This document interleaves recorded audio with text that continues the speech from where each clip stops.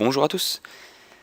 Comme à chaque fois, merci tout d'abord à ceux qui regardent, commentent et partagent mes vidéos. Ça fait vraiment plaisir d'avoir un retour sur le travail effectué. Aujourd'hui, un thème un peu différent. On va s'essayer un nouveau serveur qui s'appelle TGameGo. On est ici sur le site tgamego.com. Ce serveur est un serveur coréen dont la majorité des joueurs est asiatique. Pour cette raison d'ailleurs, il est plus facile de jouer le matin, tout simplement parce qu'il y a plus de joueurs connectés quand c'est le matin en Europe, car du coup on est en milieu de journée et en soirée en Asie. Nous sommes donc voilà sur le site de TGameGo. On s'inscrit donc gratuitement, tout d'abord directement sur le site, et puis dans un second temps, télécharger et installer le logiciel. Vous avez des aides en anglais sur toutes les différentes parties donc, de l'installation au jeu qui sont disponibles. Voilà, on se retrouve tout de suite sur le logiciel pour voir à quoi ça ressemble. Nous voilà donc sur le logiciel une fois qu'il est installé et puis ouvert avec un compte enregistré. Alors comment ça se présente? En fait il y a plusieurs sous-serveurs que vous voyez là. Ces sous-serveurs en fait sont là pour que sur chaque sous-serveur il n'y ait pas trop de monde. Là, par exemple, nous sommes sur Chine 4. Pourquoi 4? Parce que les 1, 2 et 3 sont pleins. Ça arrive et c'est pas très gênant parce que du coup ils sont pleins mais ils ont 2600 joueurs quand ils sont pleins, donc c'est suffisant pour trouver souvent un adversaire, mais pas tout le temps en fonction de son niveau. On a donc la liste des joueurs de chaque de la salle dans laquelle on est. Donc c'est la liste des joueurs qui sont connectés sur le sous-serveur actuel. Comme on voit, il y a pas mal de single queue et parfois en double queue il y a moins de monde. C'est un serveur dont je trouve le niveau est plutôt élevé. On a ici la liste des parties en cours, mais aussi la liste des événements en cours. Là par exemple c'est des parties de tournoi dont on peut être spectateur. Donc on a sinon toute la liste des parties dont on peut être spectateur. Les différences principales avec KGS, c'est on va principalement utiliser l'automatch pour trouver des adversaires, et donc on va principalement jouer des adversaires de son niveau. Exactement du même classement, avec un commis de 6,5. Une fois qu'on a trouvé son adversaire, les joueurs vont se mettre d'accord sur les règles de temps. S'ils ne trouvent pas d'accord, ils ne joueront pas la partie. Donc voilà, c'est pas une négociation, mais on propose des règles et il y a une petite interaction entre les deux joueurs pour savoir combien de temps ils vont jouer. Une fois dans la partie, si quelqu'un se déconnecte plus de 5 minutes, il est automatiquement déclaré perdant. Voilà, c'est comme ça qu'il gère les escapers dans ce logiciel. On va maintenant du coup chercher un adversaire. Alors comme ça peut mettre un petit peu de temps, je vais couper la vidéo, parce que parfois il faut changer de salle et trouver quelqu'un qui veut bien jouer avec nous. A tout de suite. On a trouvé un match, je vais jouer noir, et sur les classements donc, de ce serveur, mon adversaire et moi-même sommes 11 Q. Mon adversaire est un coréen. Il a joué beaucoup de parties sur ce serveur. Je vois 1600 victoires et 2000 défaites. Donc voilà, ça fait quand même pas mal de parties. Voilà, on va ouvrir avec un Komoku de ce côté, et puis un Hoshi en face. Et puis allez, on va faire quelque chose de classique. C'est un Fuseki chinois. Ah, il répond à quelque chose très orienté influence. D'accord. On va donc peut-être juste approcher un des coins, peut-être. Allez, j'aime bien approcher du côté du Komoku.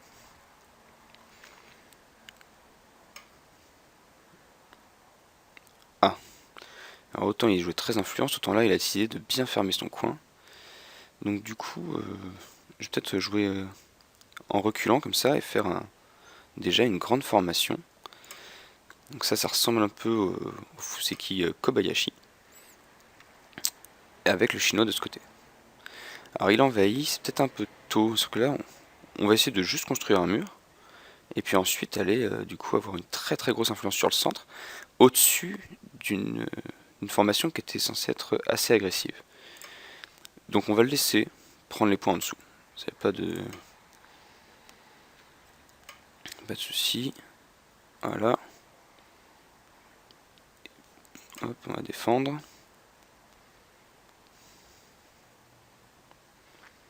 Normalement il va peut-être aller prendre la forme là, non? Et bien nous on va la prendre, on va se faire une très belle forme.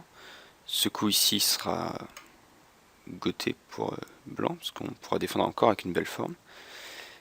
Et du coup, hop, on va faire pareil de l'autre côté.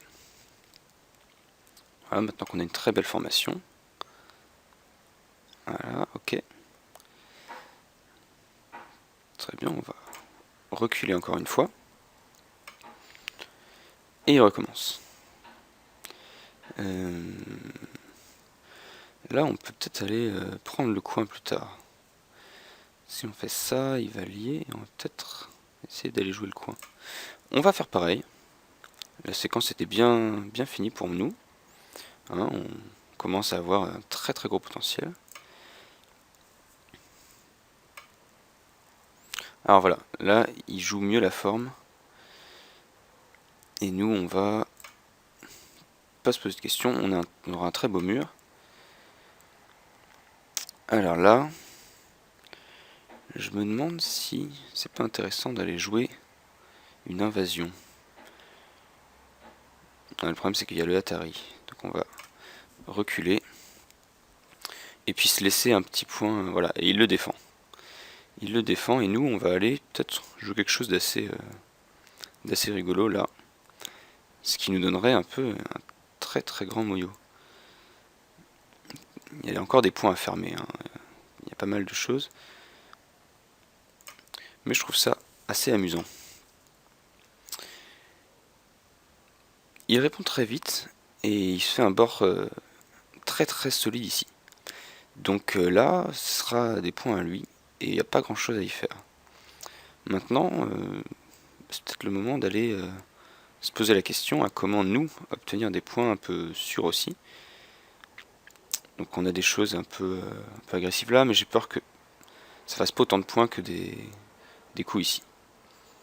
Donc c'est parti, on commence à fermer. D'accord, donc là, normal, il va s'installer chez nous donc. Il s'étend avant de jouer la forme, donc on va la jouer à sa place. D'accord, on va répondre. C'est dangereux ça parce que il me semble que là, s'il y a une échelle qui marche comme ça, tac, Atari, non c'est bon comme ça. Ok, donc on va monter et se faire un très gros coin. Voilà. On va poursuivre en appuyant sur sa forme. Voilà, donc il prend une belle forme. Et nous, bah, des deux côtés, on va pousser et là aussi on commence à avoir une grande zone d'influence. Alors normal, il y a plusieurs parties où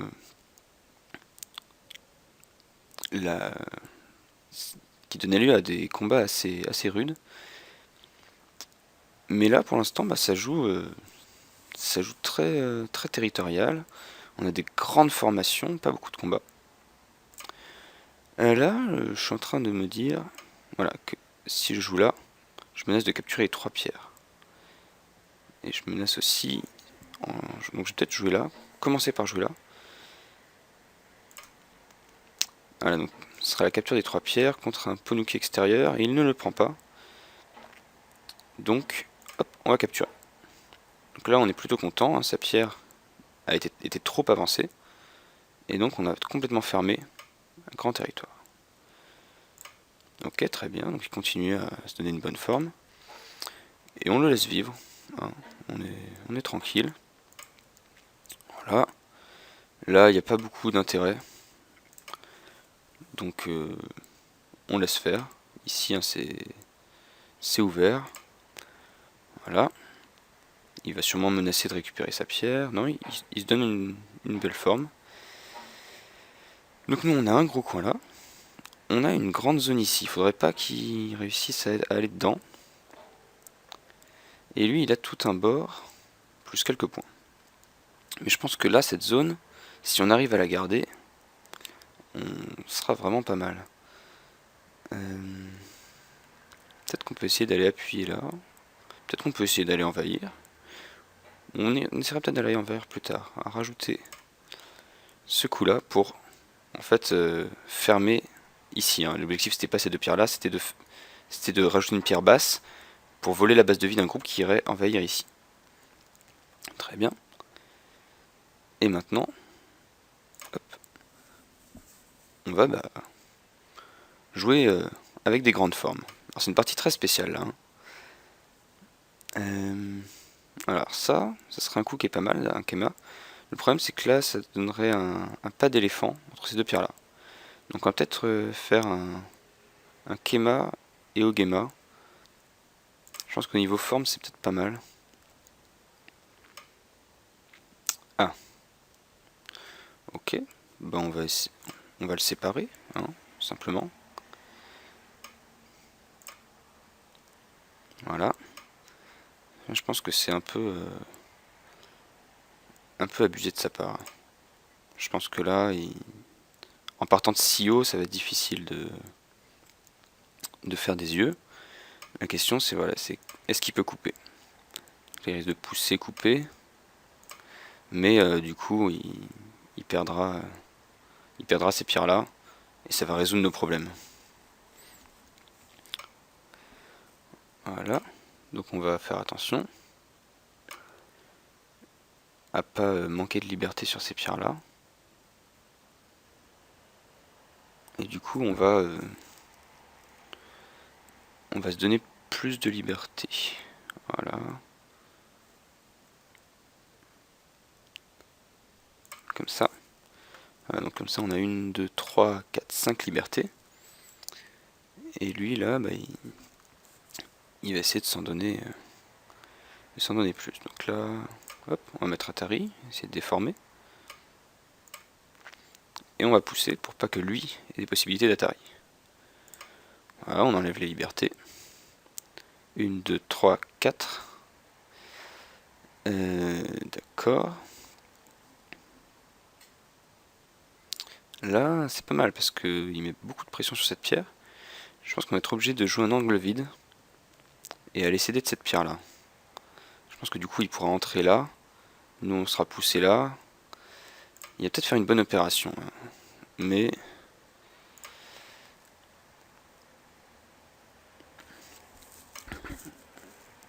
voilà, donc il donne encore pas mal de liberté. Mais là son groupe il est vraiment enfermé. Là on va peut-être profiter. On va menacer ces pierres là pour aller céder du mur ici. Voilà. Hop. On continue à jouer une belle forme.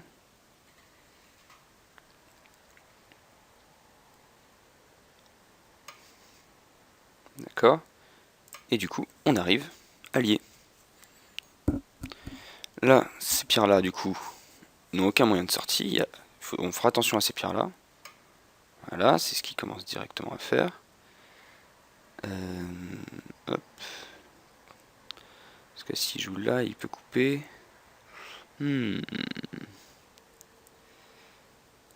Hop.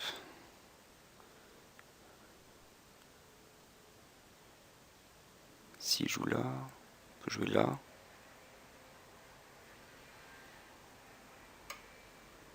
Voilà. Alors, ok, il coupe. Et donc, si on fait ça, il coupe complètement. Donc on va essayer de protéger ça. Si on protège comme ça, est-ce qu'on menace de capturer? Non, pas tellement. Si on joue comme ça, déjà on menace de capturer cette pierre-là. Il va être obligé de défendre cette pierre-là. Voilà. Et maintenant, eh ben, ça va être une sorte de course aux libertés. Alors, 1, 2, 3, 4 libertés. Contre 1, 2, 3, 4. On va peut-être commencer par jouer ça. Essayer de se donner un peu d'air.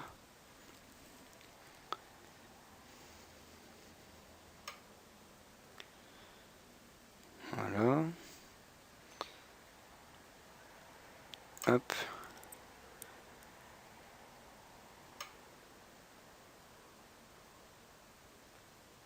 Voilà, là on met Atari. Là il est obligé de protéger. Ensuite on va aller jouer là. Ou ici. Et je pense qu'on devrait s'en sortir là comme ça. Il y a 1, 2, 3, 4 libertés. Et puis il y a cette pierre là encore. Qui peut peut-être nous servir.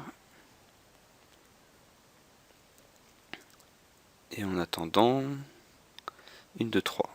Donc, si on joue là, ça devrait fonctionner. Ce serait 2 à 4. Ou ici, je me rends pas compte quelle est la pierre la plus faible. Non, il vaut mieux protéger là, parce que cette pierre là peut être coupée des deux côtés. Comme on n'est pas très très solide. Donc si on remporte ce combat, ça voudrait dire que toutes nos pierres seront vivantes. Voilà. Voilà, donc là on va continuer. On protège. 1, 2, 3, 4 libertés. Donc 3 libertés à 2. On peut Tenuki. Voilà, donc on va jouer ailleurs.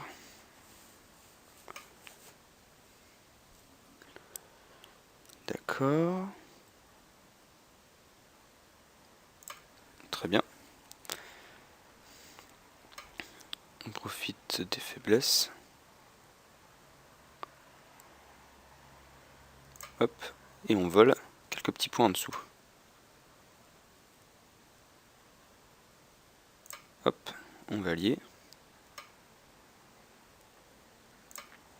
Par en dessous. Donc, on lui a volé ces petits points.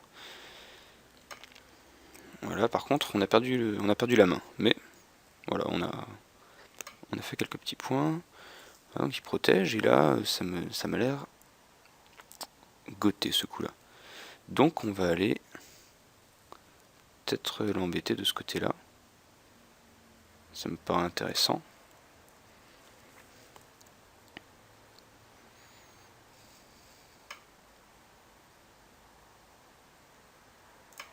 Voilà, une petite réduction. Rien de bien méchant. Hop. Du coup, on va jouer ça. Il protège, c'est normal. Là, du coup, il n'y a plus rien.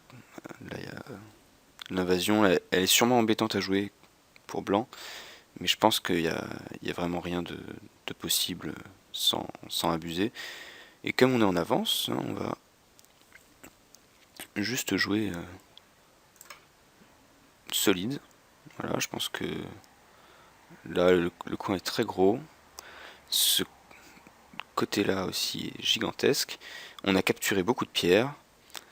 Donc, je pense que là, il n'y a pas de souci à se faire pour nous.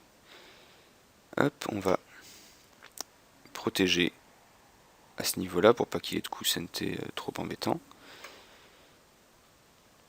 Ok. On se pose pas de questions, on ferme. C'est la fin de la partie.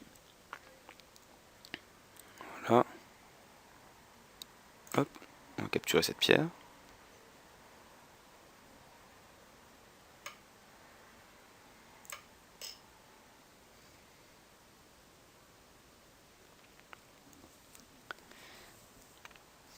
Bon, c'était une partie un peu spéciale où on a eu de très très grandes formations. Et du coup, oui, il est en retard effectivement. Je pense que ça c'est pas une bonne approche. Donc il y a eu des grandes formations. Et puis ensuite un combat au milieu où j'ai décidé que c'était abusé, il lui a décidé que c'était pas abusé, et on n'était pas d'accord, on a dû régler ces problèmes-là à coup de course aux libertés, et on s'en est bien tiré. Voilà, c'est un peu... c'est classique hein, des parties quand on est en queue globalement. Quand l'adversaire est en retard, il fait des choses dont l'issue n'est lisible ni par l'un ni par l'autre de manière exacte. Et donc, quand il y a conflit, bah, ça donne des renversements de partie. Là, on a eu de la chance, on s'en est bien tiré. C'est la fin de la partie, je ne reviendrai pas sur des points en particulier. Je vous dis à bientôt, j'espère, pour une prochaine vidéo.